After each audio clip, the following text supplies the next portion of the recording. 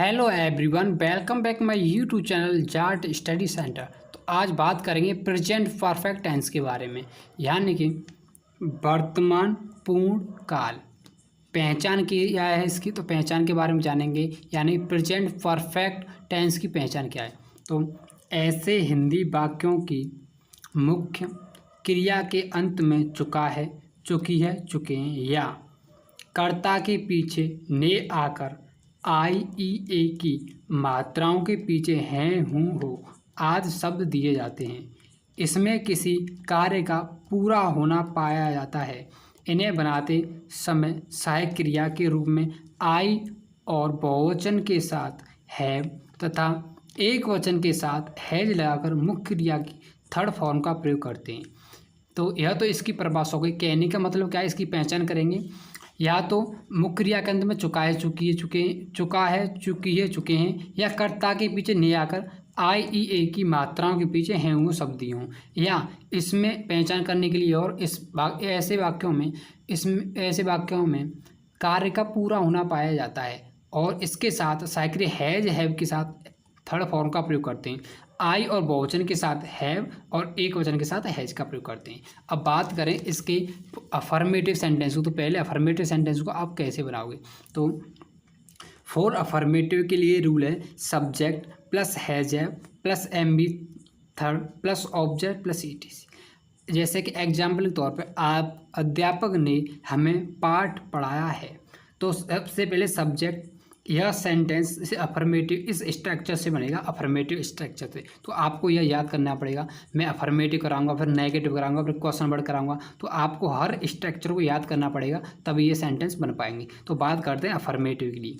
तो यह अध्यापक ने हमें पाठ पढ़ाया है, तो यह एक सिंपल सेंटेंस है, यानी अफर्मेटिव वाला है, तो हम इसे इससे बनाएंगे। तो सबसे पहले सब्जेक्ट, तो इसमें सब्जेक्ट क्या है, अध्यापक, तो द टीचर लगा दी। फिर अध्यापक देखेंगे या सिंगुलर है या प्लूरल है, तो अध्यापक एक ही है, सिंगुलर है, तो उसके साथ हम क्या करेंगे, सिंगुलर के साथ हैज का प्रयोग करते हैं, तो हैज लगा दी। अब एम बी थर्ड का प्रयोग करेंगे, तो इसमें मुख्य क्रिया कौन सी है, पढ़ाया, तो टीच माने पढ़ाना होता है, तो इसकी थर्ड फॉर्म क्या हो गई, टॉट, टॉट हुआ। अब ऑब्जेक्ट इसमें क्या है, क्या पढ़ाया, पाठ पढ़ाया, तो ए लेसन पाठ की, तो द टीचर है टॉट ए लेसन, हमने इसके अनुसार इसमें रख दिया। सब्जेक्ट प्लस हैज है, एम से थर्ड ऑब्जेक्ट इट इज। अब बात करेंगे फॉर नेगेटिव की। केवल नेगेटिव में कुछ नहीं करना है, केवल हैज हैव यानी सहायक क्रिया हैज हैव के बाद नॉट का प्रयोग करना है। तो subject plus has have plus not M B third object it is.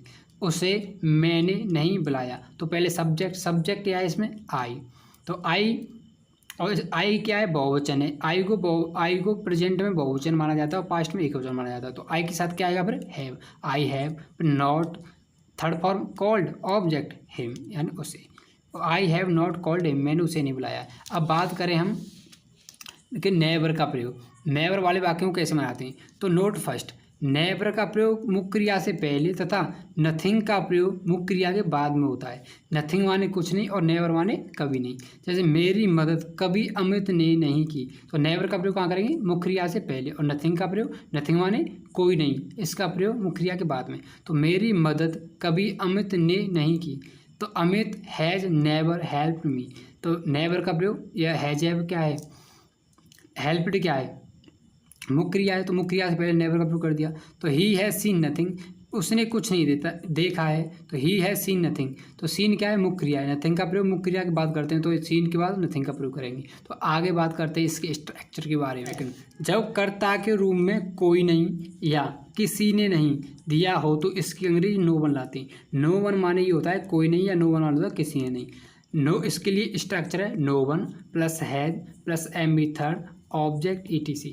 जैसे कि एग्जाम्पल, मेरी मदद किसी ने नहीं की, तो किसी ने नहीं की, तो यह स्ट्रक्चर आ गया। तो सबसे पहले किसके अनुसार बनाएंगे, no one plus has M method object no one has helped मी।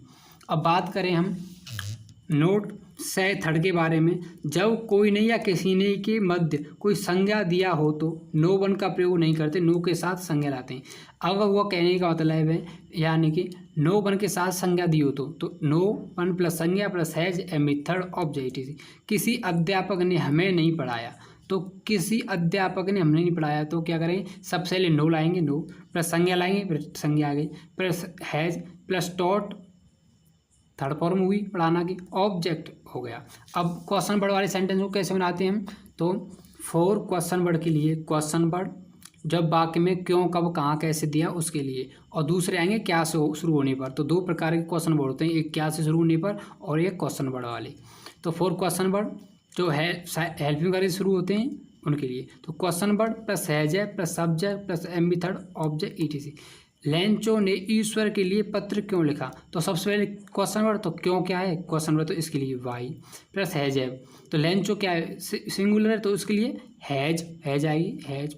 फिर क्या आएगा सब्जेक्ट प्लस सब्जेक्ट, लेंचो आया लेंचो प्लस एम बी थर्ड, तो return object a letter to God. अब बात करें क्या से शुरू होने पर, तो क्या से शुरू होने पर होता है हैज है plus subject M B third object it is. क्या सूर्य पूर्व से निकल चुका है the sun risen in the east. क्या तुमने यात्रियों को नहीं लूटा है, तो have you not looted the travellers. अगर मुझको लूटना की मीनिंग नहीं पता था, इसलिए मैंने लूटेड कर दिया। अगर आपको लूटना की मीनिंग पता हो तो आप कमेंट कर सकते हैं। अब बात करते हैं आगे इसके स्ट्रक्चर के बारे में। तो बात करें नोट फर्स्ट, प्रेजेंट परफेक्ट में से पहले या के बाद वाले वाक्य नहीं होते हैं। अमित के आने से पहले सुनील खाना खा चुका है, तो यह वाक्य गलत है, क्योंकि प्रेजेंट परफेक्ट टेंस में से पहले के बाद वाले वाक्य नहीं होते। अब बात करें नोट फर्स्ट के बारे में। नोट फर्स्ट, जब वाक्य में लास्ट, प्रीवियस डे, यस्टरडे दिया हो तो ऐसे वाक्यों को प्रेजेंट परफेक्ट में होते हुए भी पास्ट इंडेफिनिट में बनाते हैं। वह कल दिल्ली से आया है, तो he has come yesterday from Delhi. तो यह क्या हो जाएगा, गलत हो जाएगा। क्यों हो जाएगा गलत, क्योंकि ऐसे जब लास्ट हुआ हो, प्रीवियस हुआ, यस्टरडे दिया हो, तो ऐसे वाक्यों को हम प्रेजेंट इंडेफिनिट में पास्ट इंडेफिनिट में बनाते हैं, न कि उसे प्रेजेंट परफेक्ट में। तो ही केम यस्टरडे फ्रॉम दिल्ली, तो यह क्या हो जाएगा, सही हो जाएगा। अब बात करते हैं नोट सेकंड के बारे में।